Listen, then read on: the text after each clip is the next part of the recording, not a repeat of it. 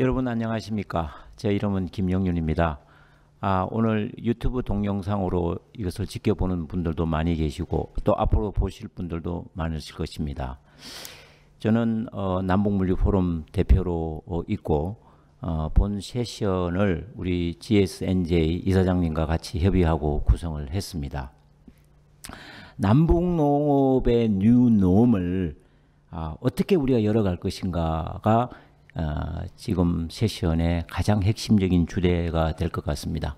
마지막 날, 마지막 세션, 전체 회의의 성공 여부는 사실 이 세션에 달려있다. 저는 이렇게 생각을 하고 있습니다.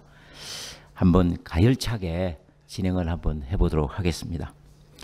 이번 마지막 세션의 특징은 남북 농업을 다루지만 남북 관계 측면에서 다뤄야 한다는 생각을 했습니다. 그래서 남북 관계의 전문가도 모시고 또 남북 농업의 전문가도 함께 모셨습니다.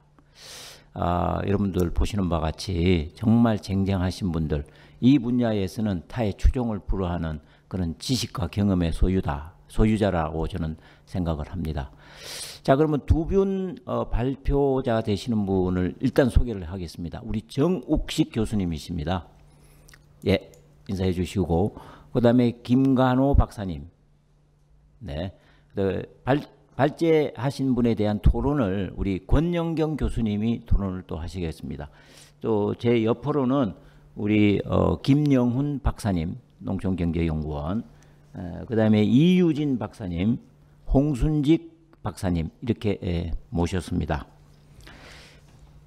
진행에 대해서 잠시 말씀을 드리고 바로 본론으로 들어가도록 하겠습니다. 발제를 해주시는 분은 최대 20분이 되겠습니다. 17분 정도로 해서 맞춰주시면은 더 좋지 않을까 이런 생각을 합니다.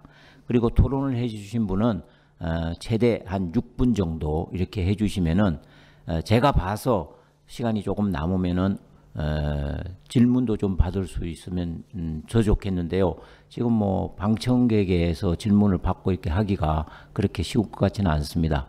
그래서 나온 문제에 대해서 핵심적인 주제에 대해서 또 내용에 대해서 제가 토론자들께 또 발제자들께 말씀을 드려서 잠깐 더 토론을 이어나갈 수 있으면은 이어나가도록 그렇게 하겠습니다. 예, 90분 시간 알차게 한번 이용하도록 그렇게 하겠습니다. 자, 준비되셨습니까? 자, 그러면은 우리 정욱식 박사님부터 남북관계에 대한 남북관계 뉴놈을 어떻게 열어갈 것인가 하는 문제부터 한번 다루어 보도록 하겠습니다. 자, 단상으로 모시겠습니다. 발제자들께서는 박수를 치셔도 됩니다. 예, 토론자도 박수를 치시면 됩니다. 네, 안녕하십니까. 소중한 자리에서 말씀 나누게 된 평화네트워크의 정욱식입니다. 제가 오늘 맡은 주제는 남북관계 뉴노멀 어떻게 열어갈 것인가 라는 주제입니다.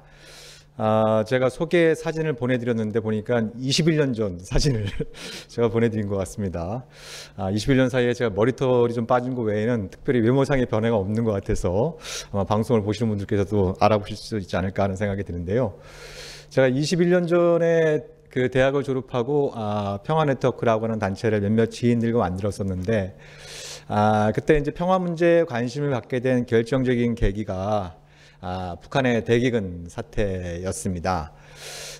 그래서 오늘 주제와 제가 또 개인적으로 평화운동을 선택한 동기가 잘 맞아떨어지는 것 같습니다.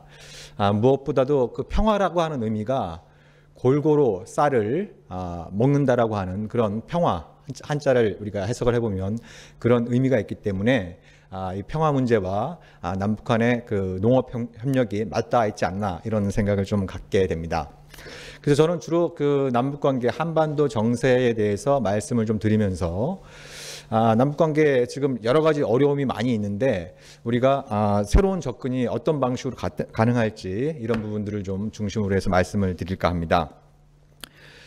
뉴 노멀 시대를 열어가기 위해선 2018년 이후에 한반도 평화 프로세스가 본격화된 이후에 이것이 일종의 왜 희망 고문으로 끝나고 있는 건가? 한반도 평화 프로세스가 좌초 위기에 처한 이유가 무엇인가? 이런 부분들 관련해서 우리가 짤막하게 좀 짚어볼 필요가 있을 것 같습니다. 그래서 저는 세 가지 정도를 좀 말씀을 좀 드리고 싶은데요. 첫 번째는 트럼프 행정부의 데이트 폭력이라고 제가 표현을 했는데요. 아시다시피 그 트럼프 대통령은 김정은 위원장과 사이가 좋다. 더 나아가서 김정은 위원장과 사랑에 빠졌다라고 표현을 하면서도 오히려 대북 제재는 강화시키는 그런 길을 선택을 했었습니다. 그러니까 좀 사랑한다고 말하면서 좀 괴롭히는 이런 현상을 우리가 데이트 폭력이라고 할 수 있을 텐데, 그런 현상이 2018년 이후로 나타났다라고 하는 것이 미국 측의 가장 큰 문제가 아니었나라는 생각을 좀 갖게 되고요. 이제 북한 측의 원인으로 좀 돌아가 보면 김정은 정권이 전통적으로 이렇게 한반도 문제 해결의 방식으로 단계적 방식을 얘기를 해왔는데, 이번에도 좀 마찬가지 방식을 좀 고수했던 것이 전략적인 착오가 아니었나라는 생각을 좀 갖게 되는데요.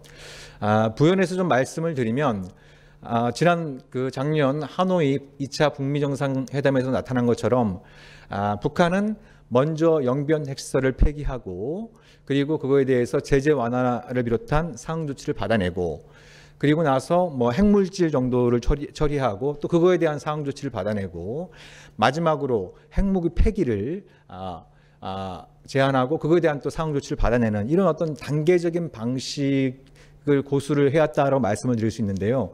여기서 근본적으로 좀 그 제기될 수 있는 문제는 단계적인 방식과 관련해선 이것이 통하려면은 미국이 한반도 비핵화, 또 평화체제, 북미 수교, 대북 제재 해결과 관련된 확고한 입장을 가질 때에만 이것이 가능한데, 그렇지만 미국의 그 전통적인 그 주류 세력은 한반도에서 어떤 평화를 통한 현상 변경보다는 지금과 같은 상태, 즉 정전 체제의 안정적인 유지 관리를 선호해 왔다는 점에서 단계적 방식의 근본적인 한계가 있었다라고 말씀을 드릴 수 있을 것 같습니다.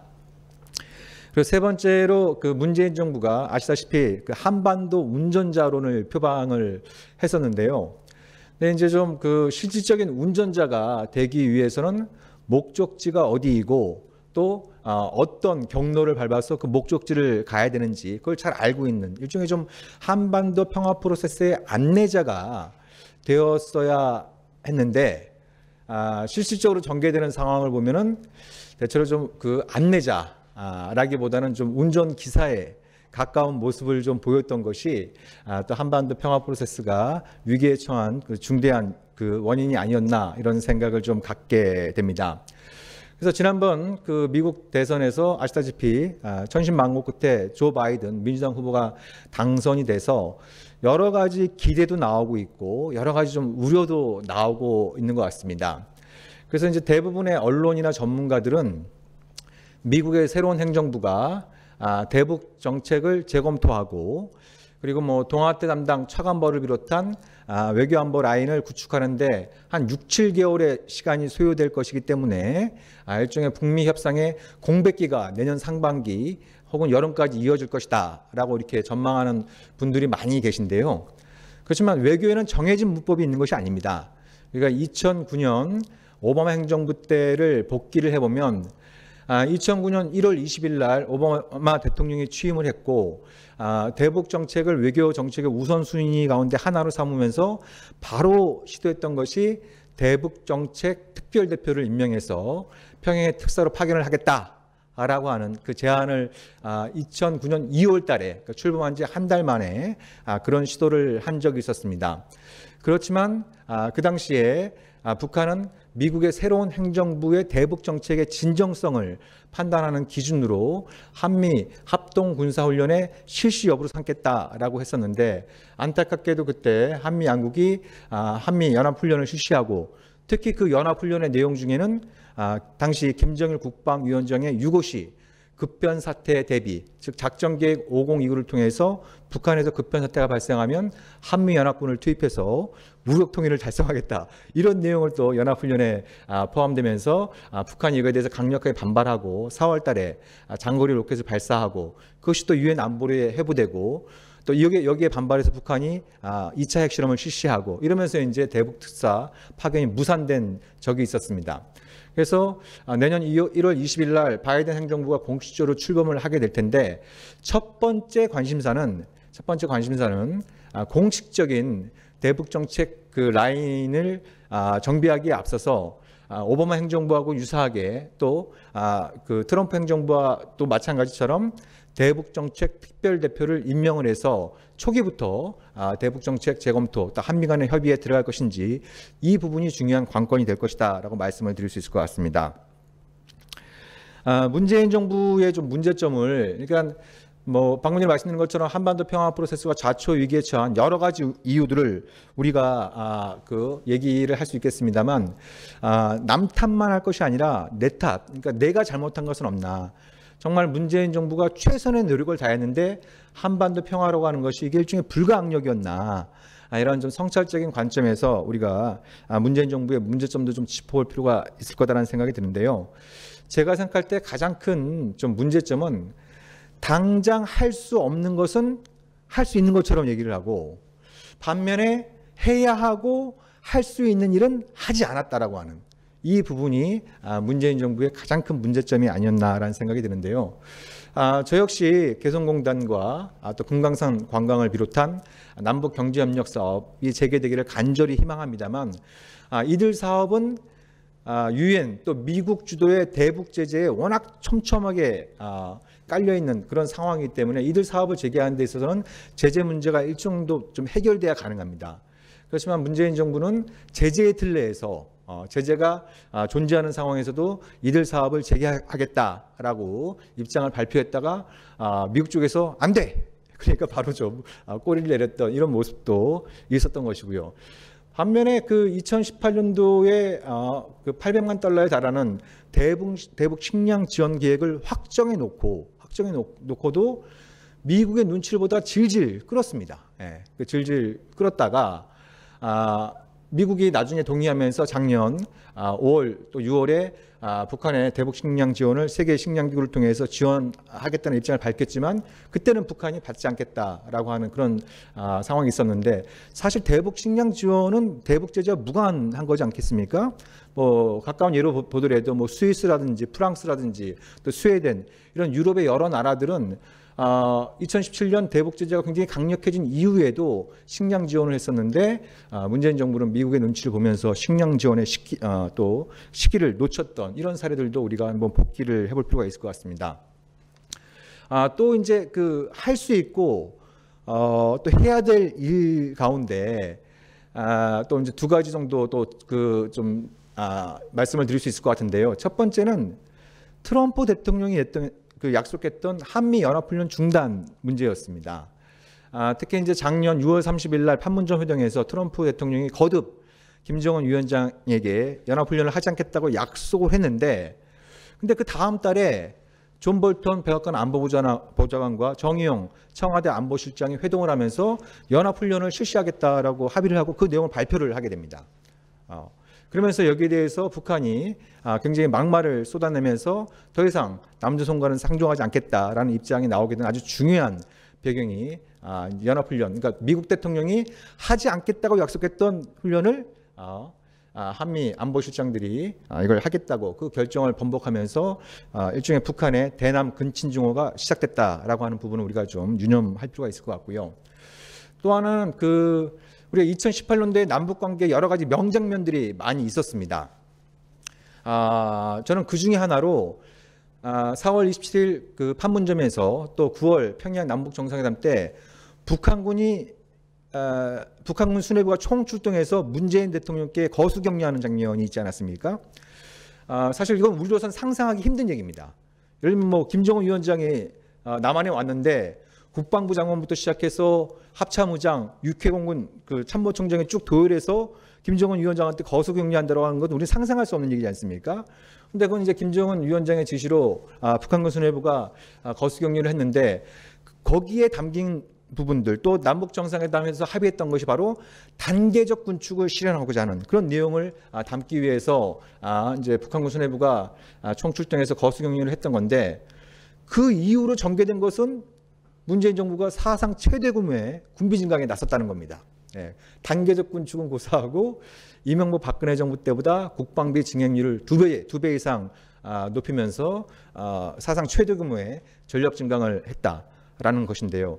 그러면 우리가 어렵지 않게 생각을 할 수 있는 것이죠.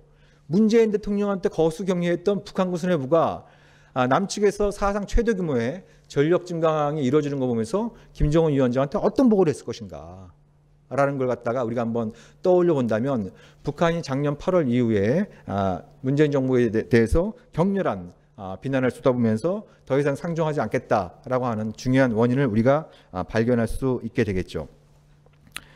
그러면 남북관계의 뉴 노멀, 일단 우리가 좀 그 존재하는 현실을 불가피하지만 좀 인식하는 가운데에서 뉴 노멀을 좀 도모할 수밖에 없는 상황이라는 점을 좀 말씀드리고 싶은데요.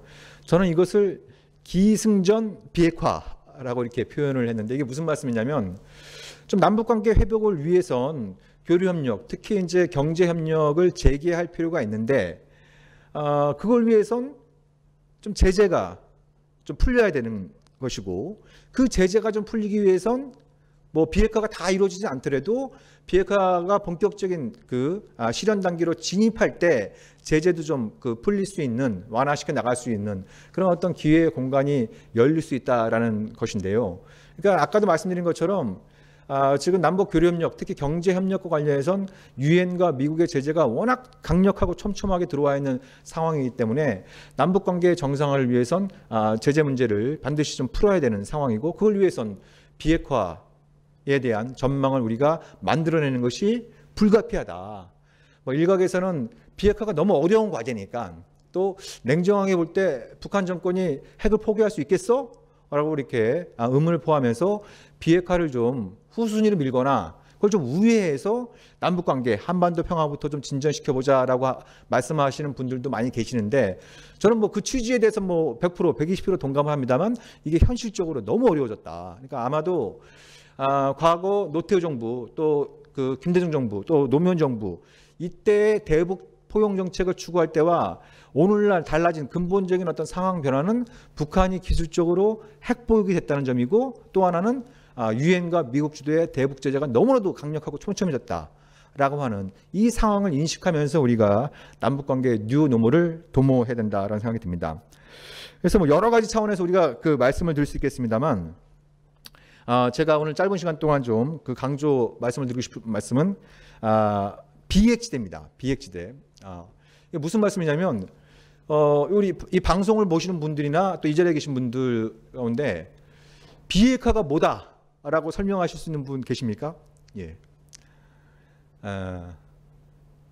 비핵화가 뭐다라고 주장은 할 수 있겠지만 비핵화를 정확하게 정의를 내릴 수 있는 사람은 지구상에 존재하지 않습니다. 왜냐하면 한반도 비핵화와 관련된 직접 당사자들, 즉 남북미 사이에 합의된 정의가 존재하지 않기 때문입니다. 그래서 길게는 30년 동안, 짧게는 2018년 이후로 한반도의 완전한 비핵화를 실현하겠다라고 남북정상회담, 북미정상회담에서 합의를 했는데 정작 뭐가 비핵화인지도 모르고 있는 현실이 계속 지금 이어지고 있는 상황입니다. 그래서 북한이 말하는 비핵화가 다르고 미국이 말하는 비핵화가 다르고 우리 정부가 얘기하는 비핵화는 사실 뭔지 잘 모르겠고 이런 상황이 계속 이어지고 있다.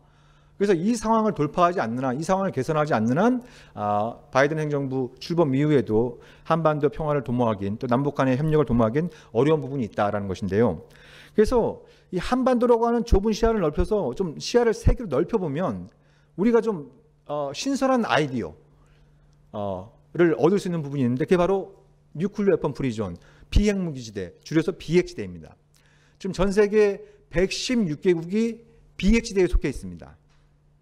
그리고 비핵지대가 무엇이다라는 것에 대한 비핵지대의 정의와 목표를 담은 유엔 문서가 1999년도에 유엔 총회에서 결의됐습니다. 그리고 2009년에는 오바마 대통령의 제안으로 유엔 안보리 결의 1887호를 통해서 비핵지대를 유엔 안보리 차원에서 적극적으로 지지하고 환영하고 또 새로운 비핵지대 창설을 위해서 협력한다. 이런 내용이 담겨 있습니다. 그러면 한반도 비핵지대, 그러면 그게 어떤 걸 의미하느냐?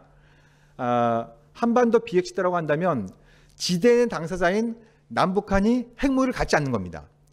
이미 갖고 있는 것은 당연히 폐기를 하는 것이고, 그래서 남북한이 핵무기를 갖지 않는 것이고, 여기서 끝나는 게 아닙니다. 여기서 끝나는 것이 아니고 5대 핵보유기자 안보리 상임이사국들인 미국, 중국, 러시아, 영국, 프랑스가 남북한을 상대로 핵무기 사용 및 사용 위협을 하지 않고 한반도에 핵무기와 그 투발 수단을 배치하지 않는다라고 하는 것을 국제법적으로 약속하는 게 포함되는 겁니다. 예.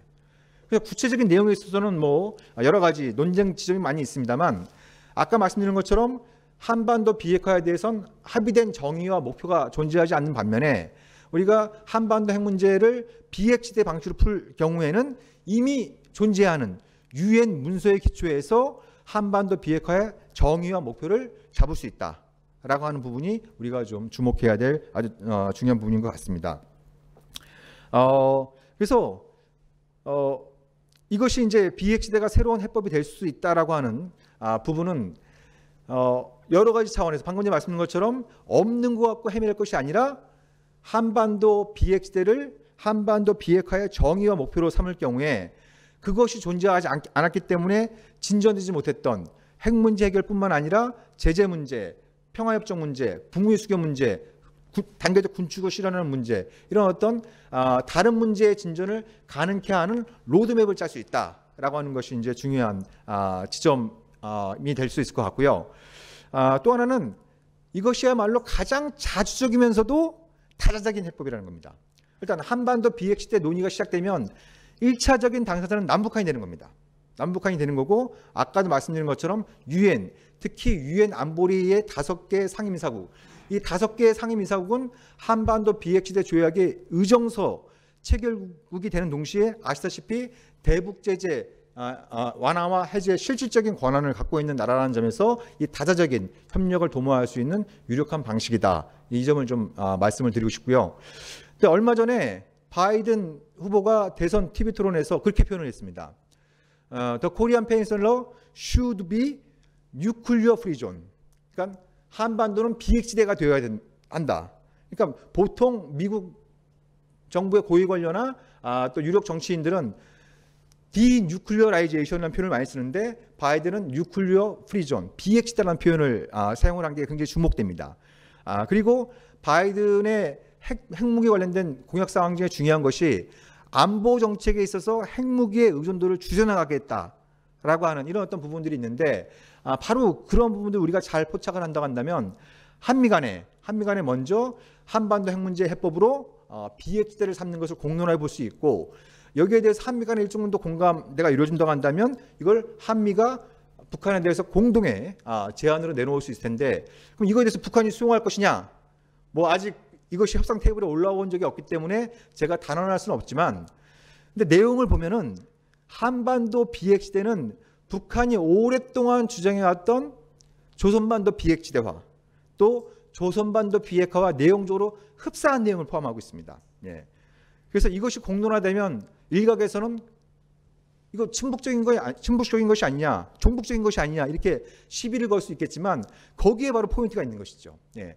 북한이 주장한 내용과 흡사한 내용을 담고 있기 때문에 북한으로 하여금 비핵화와 관련해서 강요에 의한 굴욕적인 선택이 아니라 할아버지와 아버지의 조선반도 비핵화라고 하는 유언을 가장 현실적인 또 법적 구속력을 갖춘 방식으로 실현할 수 있는 길을 열어줄 수 있기 때문에 김정은 위원장을 하여금 일종의 명예로운 선택을 가능하게 할 수 있는 길일 수 있다. 이런 점들을 우리가 좀 두루 고려해 볼 수 있을 것 같습니다.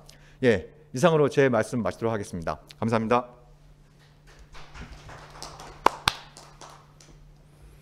예, 여러분 잘 들으셨습니까? 남북관계 뉴노멀을 남북관계 문제에서 풀으셨습니다. 예, 우리가 이제 농업 분야의 전문으로 들어가기 전에 제가 우리 정옥식 박사께서 이야기하신 거를 간단하게 한번 말씀을 드리겠습니다. 들으시면서 이렇게 또 잘 못 들으신 부분도 있지 않을까 생각해서 어쨌든 남북관계 뉴노멀을 한반도의 비핵화에서 찾고 계시다. 저는 이렇게 생각이 듭니다. 근데 한반도가 우리가 가열차게 하려고 했던 프로세스, 평화 프로세스라는 게 다 위기를 맞고 있다는 것이죠. 미국의 데이터 폭력, 북한의 단계 집착, 남한의 허망한 운전자론 이런 것들에 대해서는 반성이 이제 있는 것이죠. 그래서 바이든 정부에서는 이게 성공을 해야 되는데 그러려면은 먼저 문 정부의 대북 정책에 대한 반성 이런 것들이 좀 필요하지 않을까 이렇게 생각하시는 것 같아요. 문 정부는 당장 할 수 있는 것을 안 하고 할 수 없는 것을 하려고 했다 이렇게 이야기하는 것이죠. 그렇다면은 대북 정책에 대한 재검토가 필요하지 않을까 이런 생각. 그러면서 정옥식 박사님은 비핵화라는 것이 어렵다 이거예요. 기본적으로 오래 걸리고. 그럼 할 수 있는 것부터 해야 되는데 거기에서 나오는 뉴노멀의 대안이 바로 한반도의 비핵지대화라는 것입니다. 이게 그래서 비핵화에 매달리는 것보다는 오히려 한반도의 비핵지대화 하는 거에 우리가 신경을 좀 고루 쓰자. 이렇게 하려면은 이것이 오히려 남북한이 주도권을 질 수 있고 바이든의 대통령이죠 이제 추동력과 생각과 일치하는 면이 있다 이런 것입니다. 그래서 그런 면에서 뉴노멀을 잘 열어주셨다 이렇게 생각이 듭니다. 자 이제 남북관계에 대해서 이야기를 했으니까 바로 농업 분야에 들어가서 전문가의 발제를 한번 듣도록 하겠습니다. 김관호 박사님께서 남북농업협력의 뉴노멀 향후 20년을 내다본다. 한번 생각을 들어보시죠. 예, 김관호 박사님 부탁드리겠습니다. 박수 한번 주십시오. 네, 안녕하십니까. 방금 소개받은 한국농어총공사 김관호입니다. 오늘 귀한 자리에 이렇게 발표를 해 줄 수 있게 허락을 해주신 관계자 여러분께 감사 말씀드리고요. 지금 발표를 하면서 상당히 부담감이 느껴집니다. 두 가지는 이제 김영은 대표님께서도 말씀하시기에 마지막 세션의 마지막 발표에서 부담이 되고요. 그리고 두 번째를 좀 더 당황하고 좀 부담이 되는 이유는 이 발표 주제입니다. 처음에 이제 연락이 와서 남북 농업 협력에 대해서 발표 좀 해주라. 그래서 네 알겠습니다 했는데 제목이 남북 농업 협력의 뉴노멀. 거기까지는 좋았는데요. 향후 20년을 내다본다였습니다. 2년도 아니고 20년을 감히 제가 어떻게 내다볼 수 있을 것이며 이 급변하는 세계와 또 이렇게 뭐 예기치 않은 뭐 코로나의 팬데믹 이런 상황에서 특히 이제 남북 관계가 냉탕 옹탕을 왔다 갔다 한 상태 20년을 내다보기에는 저에게 너무 어려운 주제였고 발표하기도 좀 힘든 주제였습니다만 이 주제를 가지고 간단하게 저의 생각을 발표해 드리도록 하겠습니다. 우선 제가 발표할 순서는 올해 북한의 식량 사정을 안 돌아볼 수가 없겠죠. 여러분 다 아시다시피 대북 제재, 코로나, 또 집중 호우, 뭐 태풍을 해서 북한의 식량 문제가 상당히 심각한데요. 이 북한의 올해 과연 식량 사정이 어떤지를 좀 한번 살펴보는 것도 큰 의미가 있을 것 같고요. 그리고 두 번째는 그 남북 농업 협력의 뉴노멀. 그럼 무엇을 해야 될 것인가? 무엇을 우리가 20년 후에 아니면 향후에 어떤 것을 준비할 것인가에 대해서 한편 살펴보고 이 뉴노멀을 실행하기 위한 우리의 과제를 간단하게 말씀을 드리도록 하겠습니다. 그리고 특히 이 남북 농업 협력 뉴노멀은 향후 20년이라고는 주제는 되어 있습니다만 향후 뭐 남북 관계라든지 그것도 향후 북한과 남북이 같이 할 수 있는 남북 농업의 협력을 좀 가까운 데서 또 찾아보도록 하겠습니다. 그래서 뉴노멀이 무엇일까라고 생각을 좀 다시 좀 찾아봤습니다. 그래서 그 여러 가지 그 자료를 통해서 본 결과 2004년도에는 새롭게 보편화되는 경제 환경을 정의를 했고요. 2008년에는 저성장 시대의 새로운 경제적 기준의 의미로 사용을 했고, 특히 코로나19 이후에는 그 새롭게 개편되는 산업 구조의 의미라고 되어 있었습니다. 그래서 뉴노멀은 그 어떤 그 경제 쪽에 대한 의미가 상당히 많이 담겨져 있는 것으로 판단이 되더라고요. 그러면 올해 그 북한의 식량 사정에 대해서 알아보겠습니다. 올해 그 북한에는 집중호우와 태풍으로 인한 수해가 상당히 많이 일어났는데요. 특히 이제 그 8월 1일부터 8월 6일 사이에 황해 남북도, 평안북도, 강원도, 개성시에 상당히 많은 피해가 있고 농경지 약 한 22,000헥타가 파괴됐고 8호 태풍인 바비, 마이삭, 하이선 특히 이제 바비 같은 경우는 서해안지대, 마이삭하이선 동해안지대를 지나갔죠. 그래서 특히 바비 같은 경우는 황해남도 곡창지대를 지나갔기 때문에 농경지에 많은 피해를 준 것으로 되어 있고요. 특히 지구 관측 글로벌 농업 모니터링에 의하면 북한이 1980년 이래 최대 강우량, 즉 1년에 내려야 할 비의 100%라고 생각하면 약 80%, 엄청나게 많은 비가 내린 거죠. 그 이상이 되기 때문에 피가 상당히 컸다라고 밝히고 있습니다. 그래서 이 피해로 인해서 북한의 노동신문을 살펴보았습니다. 그래서 과연 지금 농업 부분에 대한 수해 복구를 어떻게 추진하고 있는지 좀 살펴보았는데요. 특히 이제 김정은 위원장이 애민 정신을 발휘해서 직접 수해 지역에서 주민들을 위로하고 산림지 건설과 농작물의 피해를 최소화하는 것을 지도를 했습니다. 지난달이지만 10월 10일 당창건까지 모든 수해 복구를 끝내라 라고 했습니다만 그것은 좀 쉽지 않을 것으로 판단이 됩니다. 특히 여기서 좀 눈여겨봤던 것은 도의 도농촌격리위원회와 도농업과학연구소 연구원들로 과학농사 지휘부를 조직하고 그 연구사들을 과학농사 소조, 또 소규모의 소조를 판단해서 피해 지역에 파견해서 농작물이 최소화하도록 지도를 했다는 것이 또 다른 해외 연도보다 좀 더 적극적으로 농작물을 피해를 최소화하라는 것으로 좀 분석이 됐고요.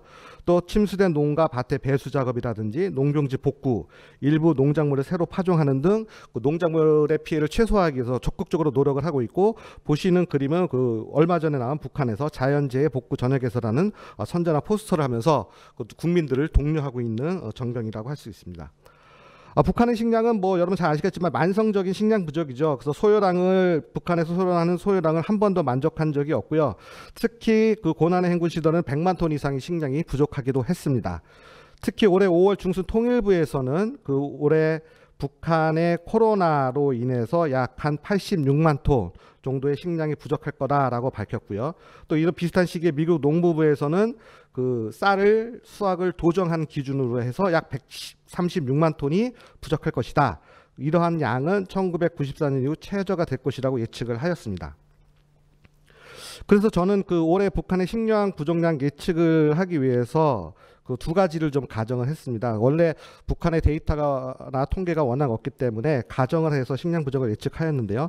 첫 번째 가정은 북한의 원래 올해 부족한 식량 부족량은 통일부에서 발표한 86만 톤으로 고정하고요. 또 하나는 북한의 헥타당 식량 작물 수량성이 약 2.5에서 2.8톤인데 저는 2.8톤을 고정해서 농경지가 약 한 3만 헥타가 수해를 입었을 경우에 피해 면적 3만 헥타의 식량 작물 생산성 2.8톤을 곱해서 8만 4천 톤에다가 올해 부족한 식량 작물 86만 톤을 더하면 약 94만 4천 톤의 식량 부족이 부족할 것으로 나타나고요. 2007년과 같이 약 13만 헥타가 된다면 약 120만 톤 정도의 식량이 부족할 것 같습니다. 그래서 요거를 좀 수식화한 것이 수해 피해 민족에 대한 식량 부족량을 좀 도식화해서 나타낸 그림입니다. 남북 농업 협력의 뉴 노멀 상당히 좀 어려운 주제입니다만, 그래서 아까 서두에 말씀드린 뉴 노멀이라는 게 어떤 경제적 의미로 많이 사용됐다고 말씀드렸죠. 그래서 그 기준으로 보면 김정은 시대에도 농업 정책에 뉴 노멀이 있었다고 다시 좀 판단을 되는 계기가 되었습니다. 즉 2012년에 6.18 방침을 통해서 생산 분조 규모라든지 생산물의 분배를 좀 많이 바꿨고요. 2014년 530 조치에서도 분조를 가족 단위로 바뀌고 생산량의 40%는 국가, 60%는 농가가 가져가는 인센티브를 확보를 했고, 2015년에는 농장법을 개정을 함으로써 분배의 투명성을 강조를 했습니다.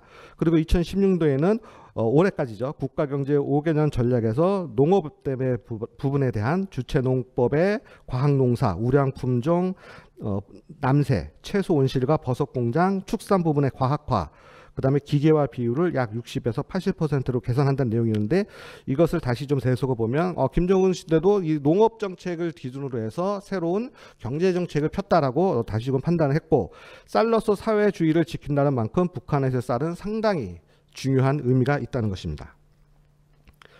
그리고 하나는 북한 주민의 식생활이 변화된다는 건 사실 것들이 상당히 눈에 띄는 대목이죠. 북한 주민들이 소비 패턴 변화에 따라서 채소 및 과일의 연중 공급이 되고요. 아까 말씀드렸듯이 비닐 온실 확대에 따른 오이, 토마토 등 채소가 증가되고, 특히 돼지고기 등 축산물의 수요가 증가되고, 시장화라든지 장마당을 통해서 주민들의 생산 및 시장 활동이 증가되고 있습니다. 특히 그 올해 대중 수입 실적을 따져보면 1위가 유지류, 설탕 등 곡물류가 많고요. 그중에 밀가루가 95%를 차지하고 있다고 합니다. 이러한 것들은 그 그림에서 보시는 것 같이 북한의 어떤 식생활, 식료품을 만드는 데 쓰는 기본적인 원료이기 때문에 북한에서는 1차적인 단순 생산물을 뛰어넘어서 부가가치 있는 2차 경공업의 식품 가공업에 지금 뭐 농업 정책이라든지 북한 주민의 식생활의 변화에 그 적극적으로 노력하고 있다는 것을 볼 수가 있습니다. 이렇듯 그 김정은 시대의 뉴노멀에 대한 농업 정책을 평가를 해보면 특히 이제 눈여겨볼 것은 올해 8월 19일 날 그 노동당 중앙위원회 7기 6차 전원 회의에서 김정은 위원장이 직접 계획했던 국가 경제 장성 목표를 심히 미진되고 민민 생활이 뚜렷하게 향상되지 못하는 결과를 빚었다고 자책하는 내용을 했기 때문에 상당히 좀 놀라운 그 방향을 보였고요. 특히 이제 국가 경제 발전 5개년 전략 목표 달성에 실패했음을 솔직히 밝히고 또 지난 1일부터 그 코로나19 방역 사업에 대한 문제가 있었던 것도 공개적으로 언급을 하였습니다. 이런 북한의 농업 발전을 위한 기본 조건은 자본 공급과 제도 개혁이 돼야 될 것이고요. 근데 이런 것들이 부족하기 때문에 그 많은 정책은 피고 있음에도 불구하고 큰 효과를 보지 못하고 있는 실정입니다. 따라서 북한은 베트남식이든 중국식이든 북한 실정에 맞는 개혁 개방을 통해서 농업 구조 개혁을 이루어야 농업 생산성이 증대될 것이라고 판단이 됩니다. 유명한 저명 학자들이 북한이 경제 발전 계획이 성공하기 위해서 3가지 조건을 제시했는데요. 그 첫 번째가 국제사회의 고강도 대북 제재 완화 또는 해제, 그리고 두 번째는 시장 경제 수용과 국영기업의 개혁이라는 것입니다. 국영기업선은 특히 이제 생산성이 낮고 비효율적이기 때문에 국영기업을 민영화하는 것이 필요하다고 했고요. 특히 세 번째로는 북한 농업의 현대화입니다. 북한에서의 농업은 그 국내 총생산 GDP죠. 약 한 거기서 20에서 25%를 차지하는 중요한 산업이기 때문에 이 농업이 현대화되고 생산성이 높아지면 북한의 경제도 상당히 큰 발전을 이룰 것이라고 생각이 됩니다. 그래서 저는 이제 거시적으로 남북 농업 협력의 뉴노멀을 뭐 20년을 내다보면서 말하기는 좀 상당히 어려운 부분이 있어서 현재 남북 북한의 그 농업 실정을 살펴보고 향후에 좀 미래에 벌어질 일을 좀 미뤄질 상황에 대해서 좀 말씀을 드리도록 하겠습니다. 첫 번째는 기후 변화와 환경 공동 대응 협력입니다. 이번 기후 변화를 위한 집중 호우나 태풍에서도 보시는 것 같이 이것은 남북이 각자 개별적으로 해결해야 될 것은 아니고요. 한반도 전체 차원에서 대비를 해야 되는 것이죠.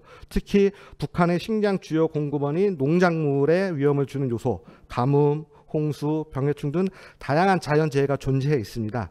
이런 것들을 남북이 같이 공동 대책하는 것이 필요로 하고요. 이를 위해서는 재해에 강한 품종 개발이든지 관계 배수 시설의 개선, 병충해 방제 등의 사전 방제 시스템을 구축을 하고요. 특히 남북 간의 자연재해에 대한 정보 수집 및 체계 구축으로 정보를 신뢰하고 이런 기후 변화에 대응한 공동 연구 개발과 인력 양성 추진이 필요하다고 생각합니다. 특히 기후 변화를 인해서 지금 남한에서는 모든 그 작물들이 북상을 하고 있죠. 그래서 뭐 대구의 사과가 지금 뭐 양구에서도 지금 재배가 되는 실정입니다. 이렇게 그 식량 작물에 대한 기후 특성을 조사해서 남과 북이 적절한 그 재배 작목을 선택을 해서 그 공동으로 협력을 한다면 상당히 좋을 것이고, 특히 북한과의 그 농산물에 대한 계약 재배나 합작 합병 등 교류 협력의 활성화를 이룰 것으로 판단이 됩니다. 두 번째는 식량 및 식생활 수준 향상을 위한 남북 농업 협력입니다. 지금 북한의 식량은 상당히 부족하다고 만성적인 식량 부족에 시달리고 있기 때문에 이런 영양 결핍들을 남한의 수준으로 끌어올려야 되죠. 특히 이제 식품 산업은 한반도와 같이 인구 밀도가 높고 경작지가 작은 그 식량 가급이 어려운 한반도에서는 특히 식품 산업의 식량 안보적 기능은 매우 클 것입니다. 그래서 단순히 북한의 뭐 비료, 농약, 뭐 물자 이런 것도 지원도 중요하지만 이런 것들을 기본적으로 농업 생산성을 향상시키고 그것을 2차 가공하고 부가가치가 높은 산업으로서 활성시키는 것이 중요하고요.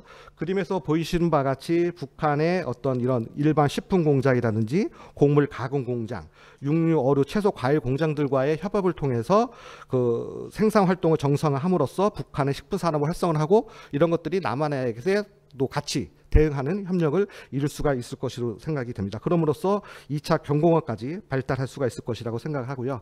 세 번째는 경제특구 및 경제개발구를 거점으로 부가가치 높은 생산물을 생산하는 것입니다. 과거 남북경협의 전통적 모델은 남한의 자본, 기술, 그리고 북한의 토지, 노동력과 결합하는 개성공단 방식이 있었죠. 그리고 북한의 그 농업 생산물의 특히 중요한 요소는 그 양질의 노동력이라든지 고품질을 생산하는 생산성, 또 특히 언어를 같이 쓴다는 거 상당히 중요한 거기 때문에 비교 우위가 있는 곳입니다. 그래서 과거 정부가 주도하는 개발 협력에서 민간이 주도하는 협력으로 전환이 돼야 되고요. 특히 북한의 저임금 노동력을 활용하는 기존 방식에서 첨단 농업기술 중심으로 부가가치가 높은 농산물을 생산을 하되 그 북한 김정은 시대에 발표한 이런 경제특구나 경제개발구는 북한의 수용 가능성이 높기 때문에 이곳을 거점으로 해서 시작하는 것이 더 좋지 않을까라는 생각을 하게 됩니다. 네 번째는 새로운 국토 발전 방향 및 관광과 연계한 농업 생산 인프라 개발입니다. 한반도는 단계적으로 교통, 물류, 인프라가 개발이 추진돼야 되죠. 그래서 북한과 도로, 항만, 철도 등 여러 가지 공동 조사나 이런 업무들을 협의하고 진행 중에 있습니다만 지금은 이제 중단된 상태이죠.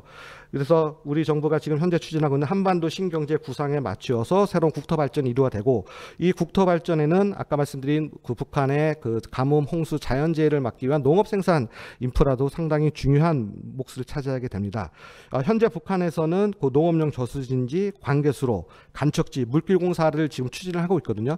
근데 좀 실적은 많이 나타났다고 얘기를 하는데 그런 것들의 어떤 구조물의 안정성이나 내구성도 고려해 볼 필요가 있기 때문에 이런 것들을 좀 경제적 타당성 검토해서 우선순위를 신청해서 선정해서 남북이 같이 공동으로 개발을 추진하는 것이 중요하고요. 특히 지금 그 막방 막힌 상태에서 개별 관광을 추진하고 있고 북한도 관광으로 인한 수입을 많이 원하고 있습니다. 그래서 그 원산 갈마지구 같은 경우는 배후 지역의 고상과수 농장 그리고 세포 축산기지, 축산물을 많이 생산하는 곳이거든요. 그리고 인근에 마식령 식후장이 있습니다. 그래서 이런 관광객들에 대한 식부자재를 공급하기 위한 배후 지역으로서 농업 생산 인프라를 같이 개발하는 것도 향후에 남북 농업 협력이 같이 가야 할 것이라고 생각이 됩니다. 마지막은 4차 산업시대 농업과학기술협력과 농업과학기술인재 양성이라고 했는데요. 향후 20년에는 아마 4차 산업시대가 아니라 5차 산업시대가 될 수도 있을 것입니다. 특히 김정은 체제에 대해서는 과학기술에 대한 지식경제 육성과 민 과학기술 인재화를 강조하고 있고 또 사회주의 계획경제에서 지식경제의 전환을 상당히 추진하고 있습니다. 그래서 향후에는 이런 농업과학기술 협력을 통해서 아프리카 돼지열병이라든지 코로나19, 산림병해충, 자연재해 등 과학기술 기반으로 남북이 같이 공동으로 해결을 하고요. 우량품종 개발이라든지 토종 품종 보존 등에 대한 공동 개발 그리고 지식 공유 프로그램을 같이 남과 북이 한다면 상당히 많은 남과 북의 이익이 될 것이라고 판단이 됩니다. 이런 남북 농업 협력의 뉴노멀 기대 효과는 내수시장, 한반도에서 내수시장을 확보할 수 있다는 것이죠. 그래서 남북이 같이 경제적 발전을 이루고 하나의 경제 공동체, 평화 경제를 이룰 수 있는 기초 발판이 될 것이라고 생각합니다.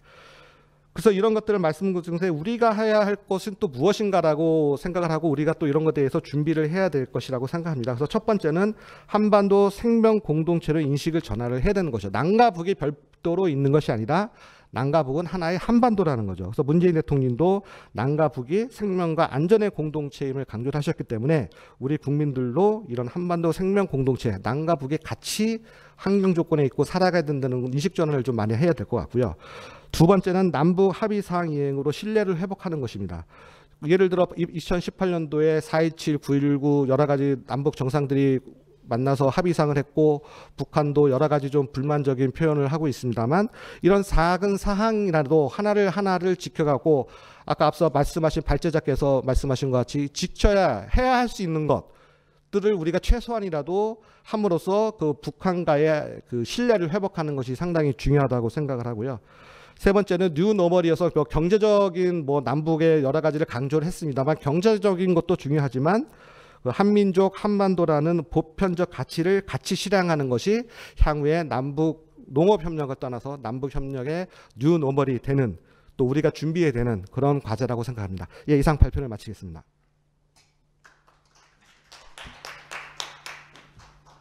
예, 자리에 앉아주시고요.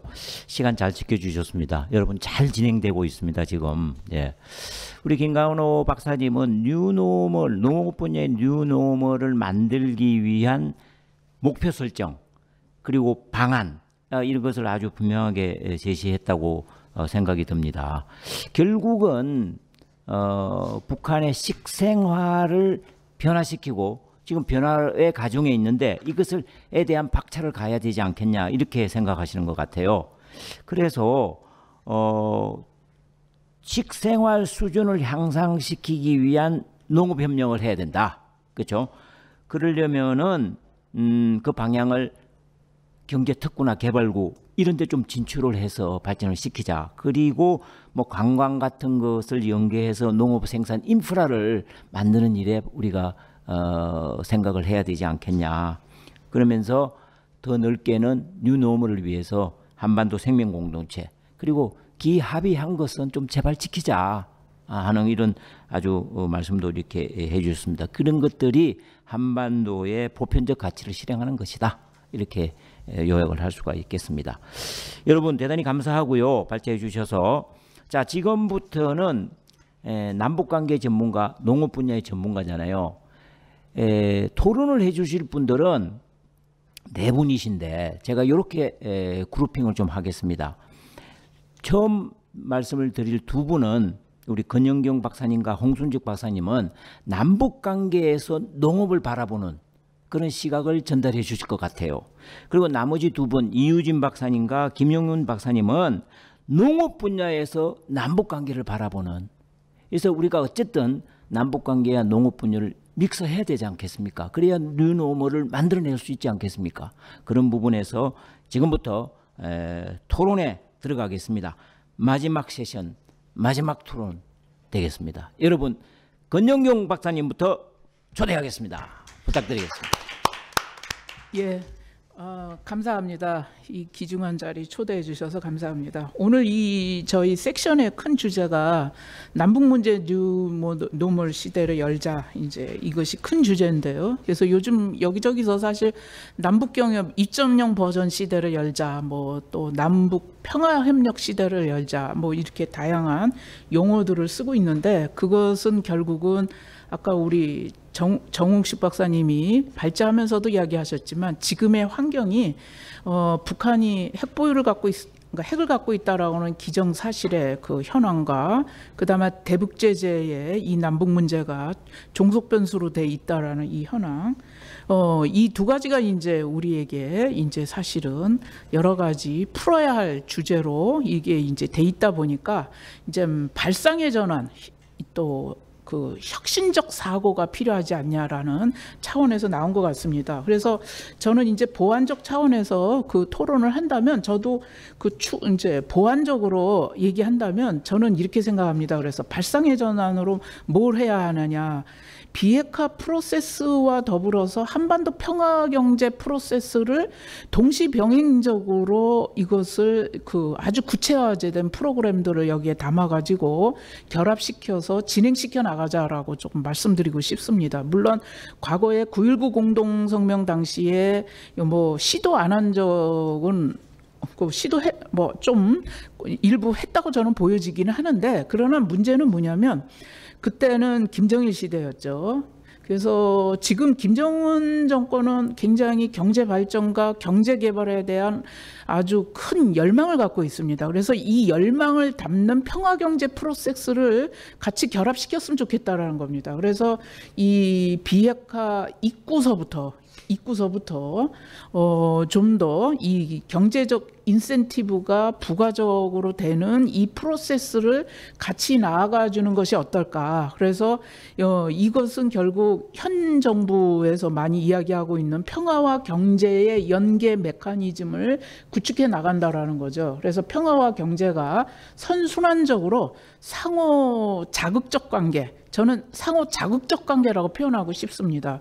그래서 이 평화 요소를 일단은 우리가 그러니까 그 피스 빌딩이라고 저는 표현하고 싶은데요. 평화 요소 빌딩을 구축함과 더불어서 바로 여기에 이 경제적 그 인센티브, 평화 경제라고 하는 인센티브를 결합시키면 지속 가능한 평화, 그러니까 서스테이닝 피스라고 얘기할 수 있죠. 그 서스테이닝 피스가 또 연계돼서 나갈 수 있음으로써 이제 이것이 자연스럽게 연계 그 메커니즘이 만들어지지 않을까라고 싶고요. 그래서 이 부분에 대해서 저는 그래서 그 말씀드리고 싶은 거에 그동안 우리 전문가 그룹이 보면 그 뭐 안보의 교환 프로그램, 뭐 또 안보와 경제 그 교환 프로그램 이런 식의 논의를 하면서 경제 전문가와 군사 정치 안보 전문가들의 논의의 장이 따로 놀았다라는 겁니다. 그래서 이제는 경제 전문가 또와 그 정치 군사 안보 전문가가 같이 비핵화 프로세스와 이 평화 경제 프로세스를 이런 식으로 어떻게 결박시켜 나갈 것인가를 같이 고민하면 어떨까라는 생각이 들고요. 그러면 이제 핵심은 결국은 늘 얘기하는 게 그 비핵화의 입구를 어떻게 들어가서 바로 그 피스 빌딩을 할 것이냐라는 건데 이것도 저는 20년도 넘게 그동안 사자회담이니 육자회담이니 온갖 거 다 해왔습니다. 근데 결국은 이 관련 국가들의 이해관계가 첨예하게 서로 상의하면서 이게 진척이 안 된다라는 이 부분을 봤을 때 결국은 이것도 구도를 발상의 전환을 좀 해야 되지 않을까라고 싶습니다. 그래서 저는 그 고민 끝에 요즘 생각하는 게 유엔의 힘이 과거에 비해서 약화됐다고는 이야기하는데 그러나 이 오바마 정부 당시에 이란 핵 합의를 할 때 유엔의 역할이 굉장히 컸던 걸로 알고 있는데요. 물론 그때 독일이 중요 역할을 했죠. 그래서 그런 것처럼 우리가 또 다른 어떤 매개체 역할을 하는 것을 좀 발상의 전환을 해가지고 이 피스 빌딩부터 하고 여기에 바로 국제 기구들을 개입을 시켜서 유엔의 산하의 여러 가지의 그 경제 기구들이 있잖아요. 그래서 개입을 시켜서 이 북한의 대외 경제 관계부터 정상화시키는 프로그램을 같이 결합시켜서 평화 경제 상황을 만들어가는 좀 이런 좀 고민을 이게 그래서 시간표를 좀 빨리 하면 어떨까라고 싶고요. 마지막으로 이제 좀 우리가 참조할 만한 그 프로그램이 요즘 유엔에서 진척이 되고 있는데 유엔이 그 2015년도서부터 과거의 새천년 개발 목표를 대체한 지속 가능한 그 개발 목표를 그러니까 그 정립을 해서 이걸 지금 추진하고 있는데 이 내용을 보면 평화 없이는 지속 가능한 개발이 어렵고 지속 가능한 개발 없이는 평화의 달성이 어렵다라는 아이디어 하에 지금 이것이 추진된다라는 것을 그래서 인도 지원과 경제 개발과 평화의 연계 넥서스를 만들어서 이걸 추진해 나간다고 하는데 이게 이제 주로 물론 아프리카 같은 취약 국가의 현실을 바라보면서 그 현실을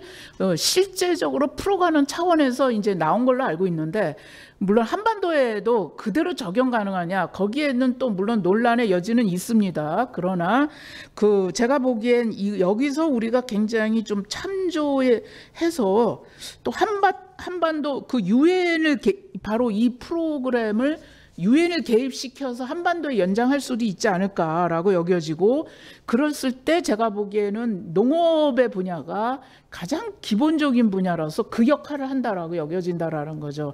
그래서 이 개발 그런 차원에서 이제 제가 우리 또 김간호 박사님한테 질문하고 싶은 거는 평화와 경제를 우리가 연계해 나간다고 하면 지금 발표하신 내용을 좀 더 세밀하게 그 단계화하면서 바로 이런 인도 지원, 개발협력, 평화, 넥서스를 입체적으로 만들어가는 거를 혹시 가능하신지 그것이 농업 분야에서 어떤 식으로 평화 경제 연계를 우리가 그 시행할 수 있다고 그 갑자기 제가 이제 질문을 던져서 죄송한데 그래도 하실 수 있는지 좀 묻고 싶습니다. 그래서 좀 우리가 이런 차원의 어쨌든 발상의 전환을 했으면 하는 바람입니다. 시간상 요 정도만 토론하겠습니다. 예.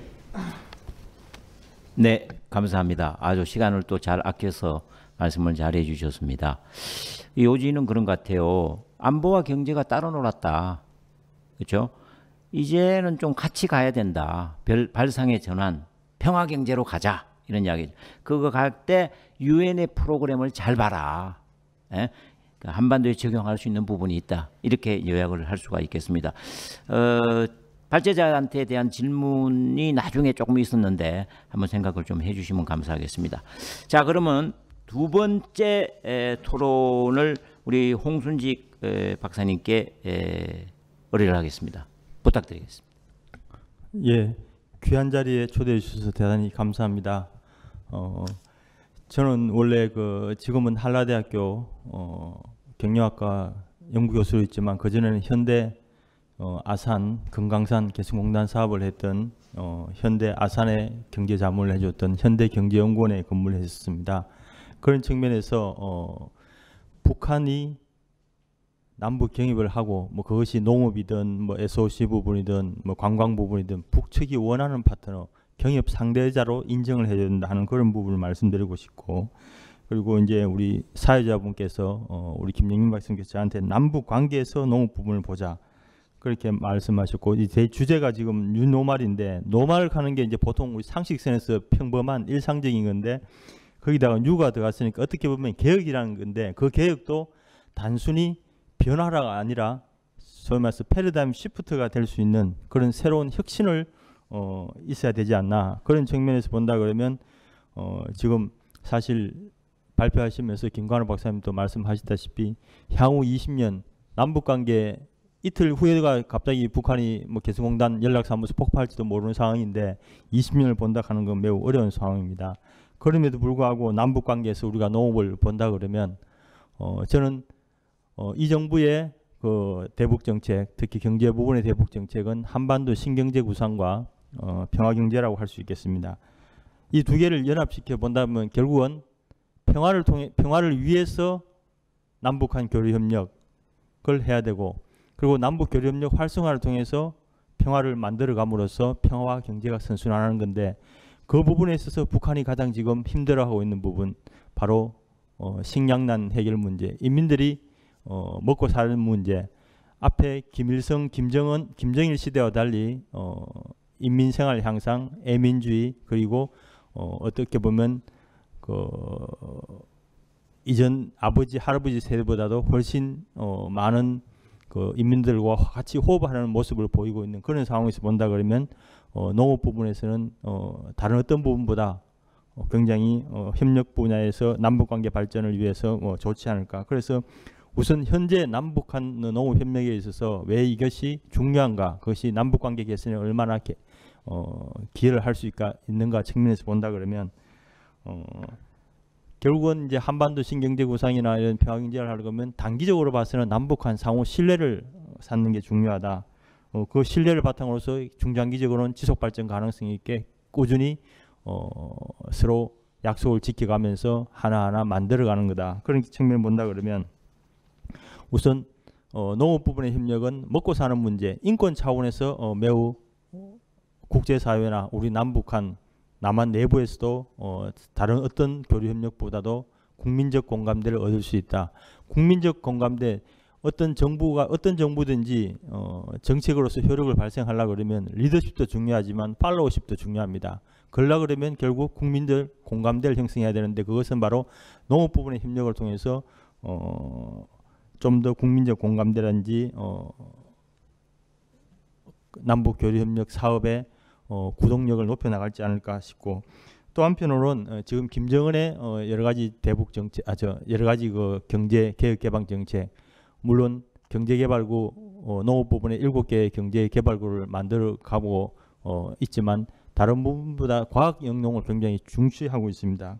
김정은의 정책과도 맞아떨어지고 경제개발구 22개 가운데서 7개 부분에도 집중되어 있다는 측면에서 상대방이 원하는 정책이다. 그런 측면에서 남북한 농업협력 협력의 가능성이 높다고 하겠고, 또 하나는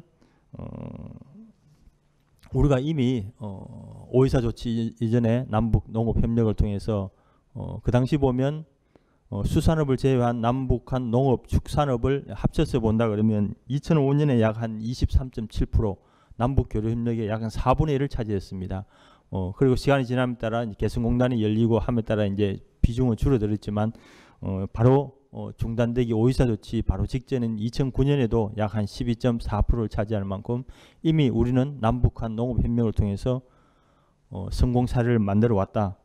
그런 측면에서 있고, 중장기적인 측면에서 본다 그러면 우리가 식량 안보 측면에서도 그리고 북한 노동력을 활용한 북방 진출 측면에서도 남북한 교류 협력의 필요성이 절실하지 않겠나 싶고, 그리고 또 한 가지는 이제 제가 뉴노멀 시대라 그러니까 그러면 이 남북한 농업 협력을 하더라도 1차, 2차, 3차 각각이 하나의 산업으로 아닌데 이것이 융합하는 상에, 그렇다 그러면 이게 4차, 5차, 6차 산업으로 발전할 수 있는 그런 형태로 나가야 되고, 한반도의 평화도 소극적인 평화가 아니라 적극적인 평화로 발전시켜야 된다 본다 그러면 남북한 농업협력, 영농 이런 걸 통해서, 그리고 또 한편으로는 농업 부분에 있어서도 결국은 북한이 농업에 어려움을 겪고 있는 중에 하나는 바로 산림 황폐라든지 이런 자연재해를 제대로 관리하지 못했기 때문에 그런 발생하는 것도 있기 때문에, 그런 측면에서 본다 그러면 북한의 어떤 특수 시범 지역을 정해서 여러 가지 아궁이 난방 지원 사업이라든지 이런 것을 통해서 한다 그러면 북한 인민들한테 실질적인 도움이 되면서 그것이 결국은 농업의 생산성을 향상시키는 그런 부분과도 연결시키고 자연 생태계도 보존할 수 있는 그런 측면에서 볼 수 있다고 합니다. 그렇다 그러면 결국은 그것은 북한의 인권과 관련된 문제고, 관계 개선을 통해서 평화를 진전시키는 문제고, 그리고 이것은 결국은 그 산업이 발전함에 따라 관련 여러 가지 산업을 발전시키면 경제 발전과 연결시키기 때문에 평화와 인권, 경제 발전에 서로 융합하는 그런 적극적인 평화 개념의 또 다른 사업이 되지 않을까, 그렇게 생각을 합니다. 예, 이상으로 간단히 마치고, 제가 한 가지 이제 더 말씀드린 것은, 아까 이제 우리 정 박사님께서 지금 바이든 새 정부 출범하면서 그걸 보는데 결국은 내년 상반기는 돼야 될 거다, 그렇게 소위 말해서 비핵화에 대한 진전을 전제로 한 남북 북미 정상회담을 간주한다 그러면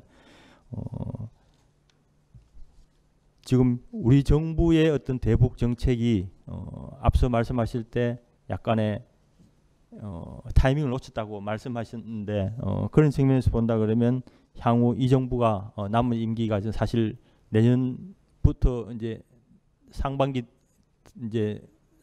그 중반에 들었으면 곧 대선 이제 국면에 진입할 건데, 그런 측면에서 우리 정부의 어떤 역점줘야 될 그런 대북 정책, 특히 어떤 부분에 대해서는 반드시 이 부분에 이제 한 가지 목표를 갖고 해야 될 그런 부분에 대해서 역점줘야 될 부분을 좀 말씀해 주시면 감사하겠습니다. 예, 이상으로 마치겠습니다. 감사합니다. 네, 감사합니다. 예, 다들 그 농업의 뉴노멀의 시작에 대한 관심이 많으신 것 같아요. 그러면은 결국은 먹고 사는 문제라는 것이죠. 이 먹고 사는 문제를 제대로, 근본적인 문제를 제대로 풀어야만이 다른 문제도 같이 다 풀 수 있다, 이렇게 저는 전달을 받았습니다. 맨 마지막에 바이든에 대한 그 질문은 좀 준비해 주시면 감사하겠습니다. 자, 그러면은 여러분 시간도 아주 잘 진행되고 있습니다. 혹시 여러분들께서 시청하신 분들께서 질문이 있으시면은 그 채팅창을 좀 이용을 해주시면 감사하겠습니다. 아마 시간적으로 이렇게 질문에 답할 수 있는 그런 시간도 아마 될 수 있을 것 같습니다. 자, 그러면 두 분의 토론자를 더 모시겠습니다. 먼저 이유진 박사께 청하겠습니다. 산업은행 신반도 경제센터에 계시는데, 이우진 박사께서 농업으로부터 남북관계에 대한 말씀을 한번 청해 듣도록 그렇게 하겠습니다. 자, 부탁드리겠습니다. 여러분 박수 부탁드리겠습니다. 네, 감사합니다. 방금 소개받은 한국산업은행 이유진 연구위원입니다. 두 분의 그 정옥시 대표님과 김관우 박사님의 발표를 아주 잘 들었습니다. 그러면서 저는 보론을 하는 차원에서 토론을 하도록 하겠습니다. 남북 문제에 있어서 뉴노멀 시대를 열려면 저는 상대인 북한을 알아야 한다는 생각을 가장 먼저 갖습니다. 그래서 세 가지 질문을 가지고 접근을 하고 싶습니다. 첫 번째, 북한은 지금 현재 어떠한 상태인가? 두 번째, 지금 북한이 가장 집중하고 있는 식품 산업은 어디까지 왔는가? 세 번째, 식품 산업의 협력 방안은 무엇인가? 이 세 가지에 대한 답변을 가지고 토론을 하도록 하겠습니다. 첫 번째, 북한은 지금 어떠한 상태인가? 앞서 김건호 박사님과 정우식 대표님께서 잘 설명을 해주셨듯이 현재는 자력 갱생을 통한 정면 돌파전 선언을 하고 추진 중에 있습니다. 이러한 와중에 그 삼중고라 부르는 강화된 대북 제재, 코로나19 그리고 김정은 집권 이후 최대 규모의 홍수 피해로 경제 회복의 악영향을 지금 맞이하고 있습니다. 그러면서 북한은 크게 두 가지 방안을 가지고 대응을 하고 있는데요. 올해 4월 최고인민회의에서 발표한 재자원화법, 이것을 관련해서 말씀을 드리면 산업 전반에 있어서 그 폐기물인 폐기물을 재활용해서 재자원하는 사업을 진행 중에 있습니다. 또한 북한은 기업소법을 며칠 전에 개정을 했습니다. 이 기업소법을 개정을 하면서 기업소 경영도 절약형으로 전환을 했습니다. 이러면서 현재 북한은 그 자력 갱생을 통한 정면 돌파전을 진행 중에 있습니다. 이런 와중에 성공한 부분도 있습니다. 바로 5월에 이제 오픈한 순천 인비료 공장입니다. 그동안 김정은이 숨어 있다가 이렇게 등장했던 것도 순천 인비료 공장의 개소식이었습니다. 그런 만큼 이제 북한의 농업 생산의 가장 근본인 비료, 인비료를 생산할 수 있는 바탕을 갖추게 됐습니다. 이제 그 순천 인비료 공장에 대한 자세한 자료가 공개는 안 됐지만 인비료의 핵심 원료인 인산의 생산 능력이 35,000톤 가량에 이르고 있습니다. 그래서 고질의 이제 인비료가 앞으로 생산이 될 예정입니다. 그럼 다음 질문입니다. 현재 북한은 관심을 가지고 있는 분야가 바로 식품 산업인데요. 이 부분도 앞서 발표를 상당히 잘해 주셨습니다. 그래서 최근에 북한의 산업에 대한 책자를 집필하면서 살펴본 결과 현재 경공업 중에 가장 발전을 많이 한 산업은 바로 식품 산업이었습니다. 특히 북한에서는 식품을 이제 품종을 다양화하고 또 제품을 다양화하고 또 품질 향상을 진행 중에 있었습니다. 15년도 이후에 평양을 중심으로 해서 대형화된 종합식품 공장이 신설이 됐고 기존에 있었던 식품 공장도 설비를 교체하고 생산 공정을 자동화하면서 식품 생산 확대 기반을 구축을 했습니다. 특히 식품 산업이 여러 가지가 있지만 음료 산업을 조금 중점적으로 살펴보자면 과거에는 사이다 등 탄산음료 중심에서 최근에는 맞춤형 음료까지 나올 정도로 이제 다양화되고 있습니다. 특히 그냥 생산만 하는 데서 이제는 위생 증진과 품질 인증 제도 강화를 통해서 품질 제고를 추진하고 있습니다. 북한에 있는 국가품질관리위원회 같은 경우는 그 품질관리 체계 실시를 법적 수준으로 의무화하면서 그 각 공장들마다 이러한 품질 기준을 지키도록 강제를 하고 있는 차원이라고까지 말씀드릴 수가 있습니다. 또한 이제는 그냥 물건을 만들어 파는 것이 아니고 TV 광고, 조선중앙TV에 일주일에 한두 번씩이라도 이렇게 식음료, 특히 이제 음료에 대한 광고가 나오고 있고 또 이제 여러 가지 전시회, 어린이 식품 전용 전시회라든지 아니면은 그 각 도에 있는 그러한 종합식품 공장들이 출시하는 전시회 등을 매년 개최하면서 그 소비자들의 반응을 보고 있고 또 나아가서 여러 가지 마케팅 활동도 진행을 하고 있습니다.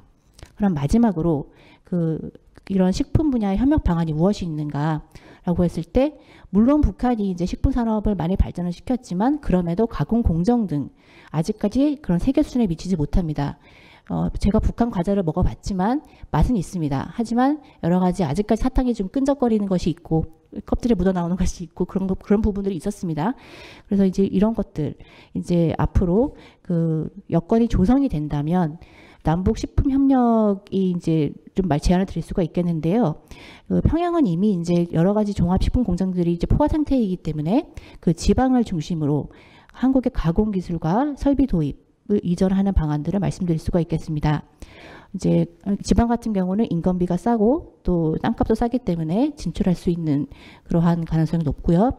또 이제 저비용으로 협력을 시작을 해야지만 지속 가능하기 때문에 식품 그 산업 쪽에 남북 간 협력이 상당히 유망하다고 볼 수가 있습니다.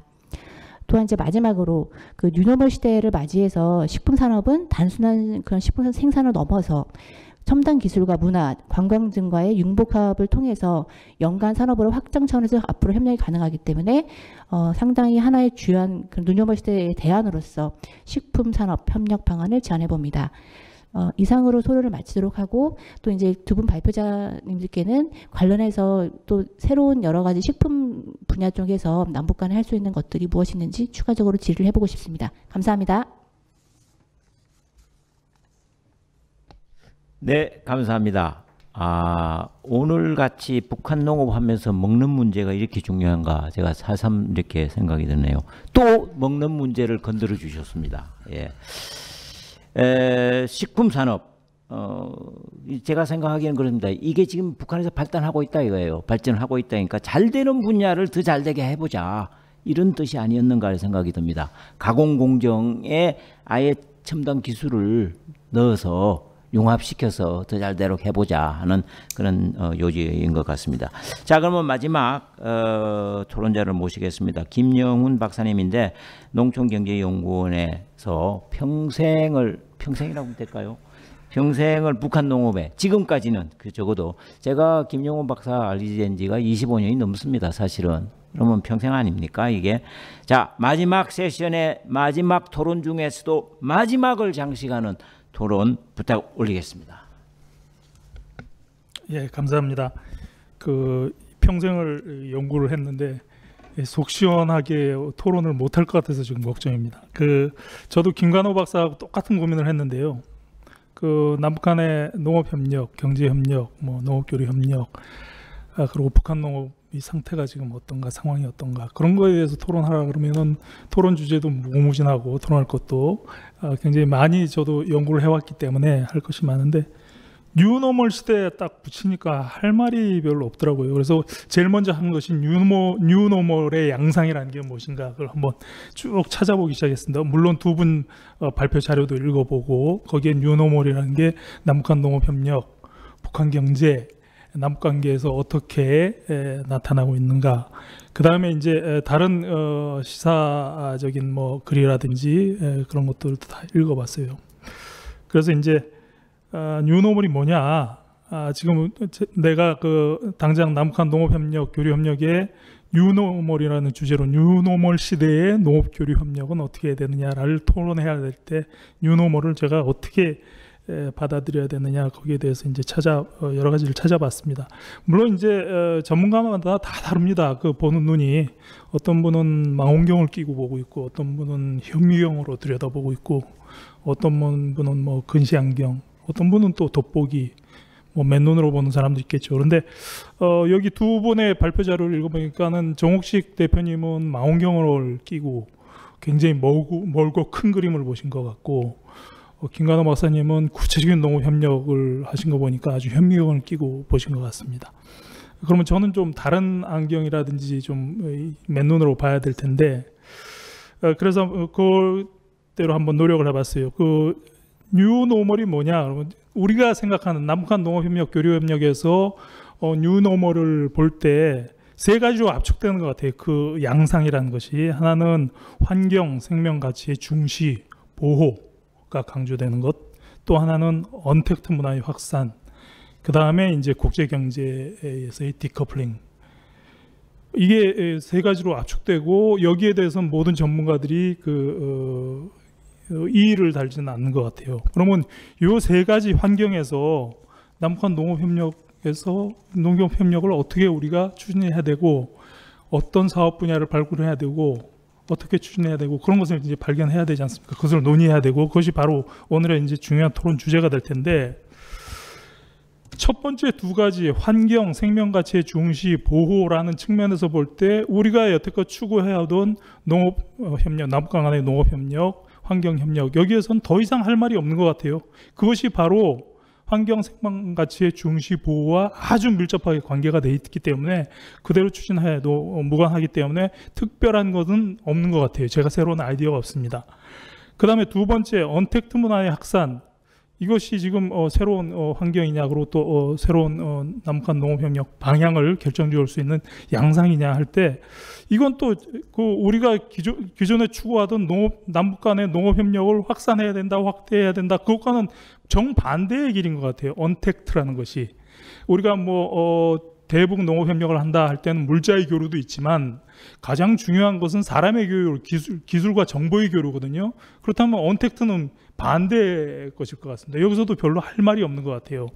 그런데 마지막에 국제경제의 디커플링 확산이라는 것은 조금 그 남북한 농업교류 협력, 경제교류 협력의 중요한 새로운 환경이 될 것 같습니다. 그 이유는 우선 그 우리의 이해 측면에서 살펴볼 수 있을 것 같아요.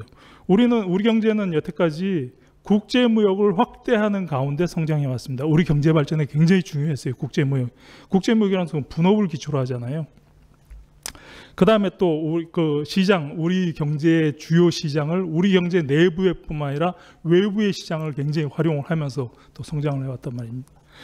그런데 국제경제 디커플링 확산이라는 것은 결국은 분업 구조가 깨진다는 거거든요. 과거로 다시 돌아간다는 겁니다. 우리가 불과 얼마 전까지만 해도 1-2년 전까지만 해도 가치사들, 국제 분업 이런 것들이 굉장히 확산됐습니다. 그런 논의들이. 그런데 불과 1년 만에 디커플링이라는 정반대의 현상을 우리가 보고 있습니다.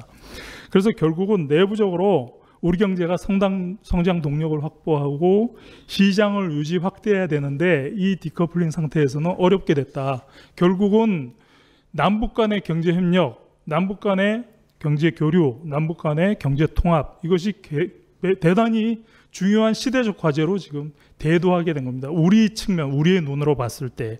그렇다면 농업협력, 농업교류협력, 그다음에 남북한 간의 농업통합, 장래 농업통합, 이것이 굉장히 중요해지겠죠. 그것이 바로 뉴노멀 시대의 매우 강력한 요구가 아닌가, 그렇게 생각합니다. 그렇기 때문에 이제 우리가 새로운 농업협력 방향이라든지 새로운 농업협력 방안이라든지 그런 것을 개발하기보다도 우리가 가지고 있는 의지, 농업협력, 경제협력, 북한과의 통합 노력, 이러한 의지를 더욱 강력하게 장착해야 될 때가 됐고, 그 다음에 실천적인 준비를 해야 된다고 생각합니다. 지금까지 남북한 농업협력 방안, 방향, 사업 이런 것들을 보면 좀 실천성에 있어서 굉장히 취약했어요. 왜냐하면 아직까지 남북한 관계, 국제관계, 한반도의 전체적인 전반적인 상황, 남북한 간의 어떤 적대적인 관계, 그러한 것들, 그러한 환경들이 실질적으로 남북한 교류 협력을 할 수 있는 환경을 조성하지 못했거든요. 그렇기 때문에 우리의 준비는 굉장히 취약했습니다. 사실 주장만 하고 이런 협력 사업을 해야 된다라고 방안을 주장했지만 실천성에 있어서 자세히 들여다보면 실천성이 있는 사업들은 몇 개 안 돼요. 그렇기 때문에 강력한 의지를 장착하고 그 다음에 그 사업들이 우리가 주장해야 된다고 하는 사업들, 협력 사업들의 그 실천성을 강화하려는 그러한 노력과 준비가 지금 바로 이루어져야 된다라고 생각합니다. 그래서 결국은 이것으로 요약할 수 있을 것 같아요. 지금까지 우리 남북한 농업 부문에서의 남북한 농업 협력이 세 가지 차원에서 추진됐습니다. 인도 지원 사업, 그다음에 개발 협력 사업, 그다음에 경협 사업, 이것으로 나눠서 추진됐는데 인도 지원 사업에서 실천적으로 추진해야 된다, 그 준비를 해야 된다라고 한다면 가장 중요한 것이 질서 있게 추진할 수 있는 준비를 갖춰야 됩니다. 지금까지 질서는 전혀 생각하지 않았어요. 그 다음에 개발협력 사업에서는 사업의 성과가 지속될 수 있는 개발협력 사업을 기획하고 추진해야 됩니다. 지금까지 개발협력 사업 그 자체의 지속성에 대해서는 누구도 이야기를 안 했습니다. 지속성이 있어야 된다라고만 이야기했지. 그런데 협력 사업을 지속하는 것은 돈만 있으면 돼요. 그런데 협력 사업의 성과가 지속될 수 있으려면 그것은 그 개발협력 사업은 잘 기획돼야 됩니다. 그러니까 이것도 실천성 있게 잘 기획돼야 되고요. 그 다음에 경협사업에 있어서는 경협사업을 정부가 지금까지 굉장히 주도하려고 했습니다. 그러니까 민간에 좀 개방하려는 노력을 과감하게 기울여야 된다. 이것이 이제 약간의 과거에 했던 일종의 정경 분리와 좀 일맥상통한 내용이고, 그 다음에 이제 민간에 과감하게 개방하되 제도적 장애 요소를 제거하는 것은 정부가 할 일이라고 생각합니다. 시간이 얼마 남지 않았기 때문에 제 토론은 이것으로 마치겠습니다. 네, 감사합니다. 마지막 토론자의 토론을 들으셨습니다. 김용훈 박사님은 이제 뉴노멀을 국제 경제의 디커플링 현상에 주목을 해야 되지 않을까, 이렇게 의미심장하게 이야기를 하셨습니다. 결국은 협력하려면 실천성이 있어야 되는데 이 실천성이 부족했다는 것이죠. 강력한 실천성을 우리가 어떻게 담보할 것인가, 그러면서 좋은 제안을 해주셨습니다. 질서 있게 하자, 사업의 성과를 염두에 두자, 또 민간 주도로 정경 분리해서 하되 제도적인 거는 정부가 만들어라, 이렇게 이야기를 하신 걸로 제가 해석을 하고 싶습니다. 자, 이제 발제와 토론이 다 이제 끝났는데요. 시간은 아마 지금 한 10분, 15분 정도 있지 않을까 생각이 듭니다.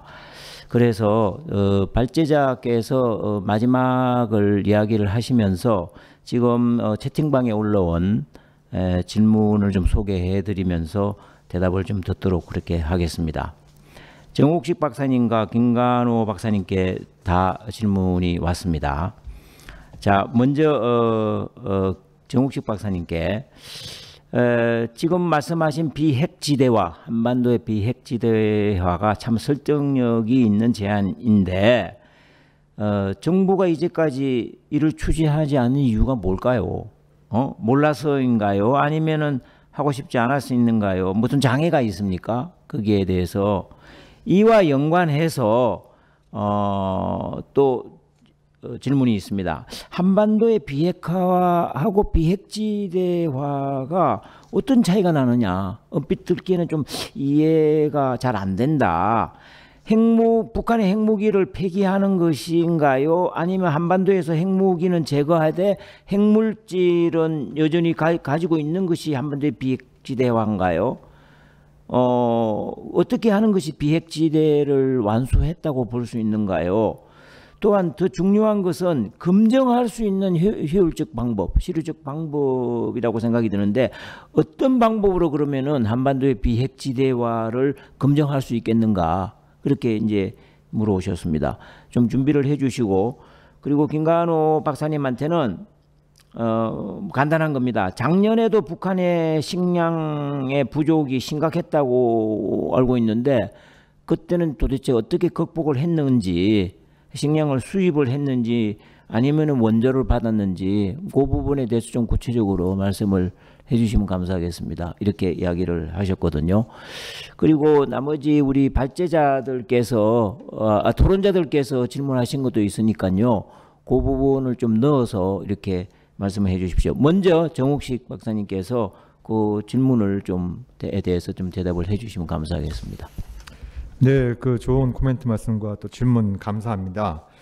그 비핵시대 관련해서 먼저 좀 짧게 답변을 드리면요. 이게 좀 말이 되는 것 같은데 왜 정부는 이런 방법 얘기가 없냐. 뭐 저도 좀 의아한데요. 근데 제가 그래서 그 미국의 문서를 좀 찾아봤는데 1991년 8월 달에 흥미로운 문서가 하나 있었습니다. 그때 이른바 북핵 문제라는 게 처음 불거지고 나서 그때 그 미국 국방부 차관이었던 폴 월포이츠와 청와대 김종인 외교안보 수석이 하와이에 대해서 회동을 했는데 그때 폴 월포이츠가 우리는 북한이 요구하는 비핵시대를 수용할 수 없다. 대신 비핵화를 제안한다 라고 얘기를 했고 그걸 김정일 수석이 수용을 하게 됩니다. 그 이후로 이른바 조선반도 비핵시대는 자취를 감추게 되고 한반도 비핵화 공동선언이 그 자리를 대신하게 되는데요. 그때 미국이 비핵시대를 거부한 이유는 그건 이제 저의 분석입니다만 크게 한 3가지 정도 있습니다. 첫 번째는 북한의 요구는 비핵시대를 넘어서 주한미군 철수를 포함하고 있다라는 거고, 두 번째는 일반적으로 비핵시대는 우라늄 농축과 재처리 시설 보유를 금지하지 않습니다. 그렇지만 당시 미국의 목표는 북한뿐만 아니라 남한이 재처리와 우라늄 농축을 갖는 걸 막겠다라는 거여서 비핵화라고 하는 걸 제안했고, 세 번째는 아까도 말씀드린 것처럼 비핵지대가 되면 핵보유국들의 의무사항도 따릅니다. 아까 말씀드린 것처럼 핵무기 사용 및 사용협을 하지 않고 핵무기와 그 투발수단을 배치하지 않는다는 걸 국제법적으로 약속을 하는 건데 미국은 체질적으로 자신들의 핵정책이 국제조약에 의해서 구속받는 걸 싫어합니다. 그런 측면들이 두루 반영이 돼서 비핵지대를 거부하고 비핵화를 대안으로 제시를 한 건데, 아까 말씀드린 것처럼 비핵화라고 하는 것이 합의하는 것 자체부터 힘들기 때문에 제가 비핵지대를 다시 말씀을 드리는 건데요. 이것 관련해서 이제 북한이 당시에는 주한미군 철수까지도 주장을 했었지만 이미 그 이후로 주한미군 주둔, 그러니까 북미 관계가 정상화되고 주한미군이 북한의 위협적인 존재가 되지 않는다고 하는 이런 부분들이 좀 보증이 된다고 한다면 주한미군 주둔을 용인할 수도 있다라는 입장은 줄곧 밝혀왔기 때문에 굉장히 중요한 장애 요인이 제거가 됐다라고 말씀을 드릴 수 있을 것 같고, 지난 하노이 회담 때도 북한이 영변 핵시설 폐기를 얘기하면서 여기엔 우라늄 농축시설도 포함된다. 재처리뿐만 아니라 이런 어떤 입장을 표명한 바 있기 때문에 우라늄 농축과 재처리 시설 금지도 저는 한반도 비핵시대 안에 포함될 수 있다라고 이렇게 보고 있고요. 그리고 한반도에 핵무기가 없으면 핵기업도 사라져야 되는 거 아니겠습니까? 그런 차원에서 이것이 이제 한국 정부가 비핵시대 논의를 좀 꺼려할 수 있는 이유는 이게 한미동맹 문제하고 직결되어 있다. 이게 그럼 해구사는 어떻게 되는 거냐? 뭐 이런 어떤 문제들이 이제 부담스러울 수 있고, 아까 말씀드린 것처럼 이게 북한이 주장한 거하고 비슷한 것 같은데, 그래서 괜히 친북, 종북 논리에 휘말릴 수 있는 이런 어떤 부분들이 있는데, 근데 여기서 우리가 상식적인 관점에서 볼 필요가 있는 것이죠. 당연히 그 한반도 비핵시대에는 북핵 문제의 궁극적인 또 법적 구속력을 갖춘 방식으로 해결이 포함되는 것이고, 또 한반도 비핵시대 조약이 체결되면 미국뿐만 아니라 중국과 러시아도 한반도에 핵무기 사용 및 사용 위협을 하지 않고 핵무기를 배치 전개하지 않는다는 걸 국제법적으로 약속하는 거기 때문에 해구산이 있을 이유가 없어지는 겁니다. 해구산이 있을 이유가 없어진다는 관점에서 우리가 좀 볼 필요가 있다는 생각이 들고요. 제 이 답변 속에 이제 뭐 지금 주신 질문이 좀 적지 않게 포함된 것 같고요. 검증 방법도 이게 굉장히 뭐 짧게 말씀드리면 그렇습니다. 이제 뭐 신고부터 해야 된다 그러는데, 가만히 우리 역사적으로 이렇게 복기를 해보면 북한이 핵신고를 하면 문제 해결에 가속도가 붙는 게 아니라 문제가 더 커집니다. 90년대 초반에도 그랬고, 그 육자회담 9.19 공동성명에 따라서 또 그 2.13 합의에 따라서 핵신고를 했는데, 그게 문제 해결에 그 단계로 접어드는 것이 아니라 문제가 더 복잡해지고 더 커지는데, 그건 왜 그러냐면 북한이 신고한 거하고 미국이 추정한 거 엄청난 차이가 있는 겁니다. 그럼 검증하면 되지 않느냐. 그런데 예를 들면 우라늄 농축시설은 이런 회의실에도 만들 수 있는 거거든요. 북한 전역을 다 뒤집지 않는 한 100% 완벽한 검증이랑 불가능한데, 그래서 비핵지대가 유용한 방법이 될 수 있는 것은 비핵지대를 하게 되면 IAEA뿐만 아니라 남북한이 상호 핵사찰, 상호 검증 체계도 비핵지대 내에 설치가 되는 것이거든요. 그래서 이 북핵 검증 관련해서 2중, 3중의 검증 장치를 마련할 수 있다는 측면에서 좀 더 효과적인, 그리고 국제법적인 기준에 맞는 검증 방식을 만들 수 있다는 점에서 장점이 있다라고 말씀을 드릴 수 있을 것 같고요. 그래서 비핵시대와 관련해서 외람된 말씀입니다만, 제가 그 얼마 전에 한반도의 길 왜 비핵시대인가라는 책을 낸 게 있습니다. 그래서 그걸 좀 참고를 해주시면 좋을 것 같고요. 그리고 또 그 이준 박사님께서 주신 질문 짧게 말씀을 드리면, 문재인 정부가 남은 임기 동안 무엇을 해야 될 것이냐. 그러니까 굉장히 안 좋은 시나리오는 아까 말씀드린 것처럼 많은 전문가들과 언론은 바이든 행정부의 대북 정책 재검토하고 뭐 인선을 하는 한 7개월 정도 소요될 거다 이렇게 얘기하지 않습니까? 그러면 우리는 대성공매로 들어가는 거예요. 그리고 대성공매로 들어가는 이런 어떤 상황인데, 이게 별로 안 좋은 시나리오인데 굉장히 가능성이 높은 시나리오입니다. 그럼 그대로 갈 거냐?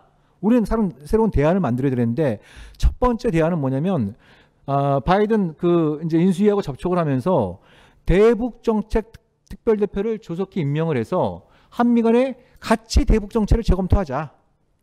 대북 정책 특별대표는 상원 인준 청문회를 요하지 않는 자리입니다. 상원 인준 청문회를 요하지 않는 자리이기 때문에, 아까 말씀드린 것처럼 오바마 행정부 때도 바로 출범한 다음 달에 대북 정책 특별대표를 임명한 사례가 있기 때문에, 우리가 1차적으로 미국한테 제안할 수 있는 것은 대북정책 특별대를 빨리 임명해서 한미 간에 공동으로 대북정책을 재검토하고 북한에 대한 공동의 제안을 내놓자. 아까 말씀드렸던 한반도 비핵시대 안에 그게 포함될 수 있고요. 보다 중요한 거는 2월, 3월달, 내년 2월, 3월달에 실시될 거로 예상되는 한미연합훈련을 취소해야 되는 겁니다. 이거 그대로 하면 앞으로 상황 전개가 어떻게 될지 굉장히 복잡해지고 어려워질 수 있는 건데, 그래서 제가 결론적으로 드릴 말씀은 한미연합훈련 취소 결정을 통해서 내년 여름에 뭐 실시될지 여부는 뭐 개최될지 여부는 두고 봐야겠습니다만, 아무튼 도쿄 올림픽을 제2의 평창으로 만들겠다라고 하는 이런 어떤 로드맵을 짜는 게 굉장히 중요하다. 특히 평창 올림픽을 앞두고 문재인 대통령이 한미연합훈련을 연기하겠다고 발표했을 때 그때 아베 정권에서 굉장히 반발했었거든요. 근데 내년에 도쿄올림픽을 앞두고 있으면 오히려 일본에서 요구할 수도 있습니다. 자기들의 전공적인 올림픽 개최를 위해서 뭔가 좀 한반도 동북아에서 긴장 상황이 고조되는 걸 원치 않을 수 있기 때문에 그런 측면에서 볼 때 한미연합훈련 중단 그리고 이것을 계기로 해서 도쿄올림픽을 제2의 평창으로 만들겠다라고 하는 단기적인 어떤 그 프로세스를 세우면서 한미일의 미래지향적인 정책 공조에 나서야 되지 않을까라는 생각이 듭니다. 네, 이상입니다. 예, 감사합니다. 그냥 그 간단하게 질문을 한 것 같은데 대답은 굉장히 복잡을 해가지고 그냥 슬쩍 묻어가려고 그랬는데 이게 아닌 것 같아요. 이 국제 정치, 국제 관계 이 엄청 복잡한 그것이 이렇게 내포가 되어 있었던 것 같습니다. 예. 여기서 말씀은 잘 들었지만 제가 더 이상 추격하지 않겠습니다. 제가 딸려서 안 되겠습니다. 예. 그러면은 우리 김관호 박사님이 마지막으로 또 한번 대답을 해 주시죠.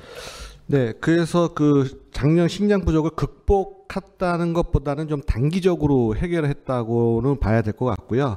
두 가지로 좀 추정이 됩니다. 그래서 식량을 중국이나 러시아로부터 첫 번째는 인도적 지원을 받거나 두 번째는 북한이 중국이나 러시아로부터 상업적 수입 했던 것 그리고 거기에 좀 뭐 밀수라든가 이런 것도 좀 포함이 되는 것 같고요. 그리고 두 번째는 그 김정은 시대에 들어와서 농업뿐만 아니라 수산, 축산 이 농업, 수산, 축산 3대 축으로 한 식량 문제 해결을 강조하고 있습니다. 그래서 수산 부분에서는 특히 이제 내수면 양식을 통해서 뭐 양어, 메기, 자라, 그래서 단백질 보충원 그리고 축산 부분도 개인 부업을 좀 장려를 해서 뭐 양계라든지 양돈, 뭐 초식 동물을 많이 키우고 있죠. 토끼, 특히 토끼들을 키워서 그래서 꼭 쌀로만 식량 문제를 해결하는 것이 아니라 수산, 축산 분야에 대한 식량 대체제로 쓰였던 식량을 좀 해결하지 않았나? 그리고 아까 말씀드린 대로 그런 농산물을 가지고 식품산업, 2차 경공업을 통한 식품산업을 통해서 그런 식량 부족분을 좀 해결하지 않았나 그렇게 추정을 하고 있습니다. 네, 방역 그 코로나 때문에 제가 이 마스크를 벗고 쓰고 하려는데 아주 바빠 죽겠습니다 지금. 예. 어쨌든 이건 지켜야 되니까 또 그렇게 열심히 지켰습니다. 그렇죠? 예. 이제 더 질문이 없으신가요? 다른 질문 없으신가요? 우리 토론자들 중에서도 질문이 없으신가요? 네, 없을 것 같아요. 예, 시간도 또 이제 다 됐고, 예, 그러면은 이제 슬슬 마쳐야 될 것 같습니다. 여러분 이번 세션 어떻게 보셨습니까? 농업 분야만 가지고 열심히 토론한 것보다 남북관계 문제를 전체적으로 들여다보면서 농업 문제를 짚어가는 것이 저는 더 유의미했다 이렇게 생각이 듭니다. 두 분 발제 정말 감사드리고요. 또 토론도 열심히 해주시는 우리 네 분의 토론자께도 열심히 해주셔서 정말 감사하다는 말씀을 드리겠습니다. 그리고 이와 같은 기회를 만들어주신 우리 GSNJ 이정환 이사장님을 비롯해서 스태프들께 정말 진심으로 감사드립니다. 그리고 제가 어디서 나오셨는지는 잘 모르겠는데 한치의 실수 없이 녹화해 주시고 촬영해 주신 우리 전문가, 기술 전문가 여러분께도 정말 감사를 드리고요. 예, 여러분 어떻게 잘 보셨죠? 이제 대단원의 막을 이것으로 내도록 하겠습니다. 시간도 딱 맞았습니다. 제가 예상했던 시간에 딱 맞춰서 제가 이렇게 해본 적이 별로 없습니다. 예, 아주 잘 되었습니다. 여러분 다 같이 큰 박수 치면서 마치도록 하겠습니다. 감사합니다.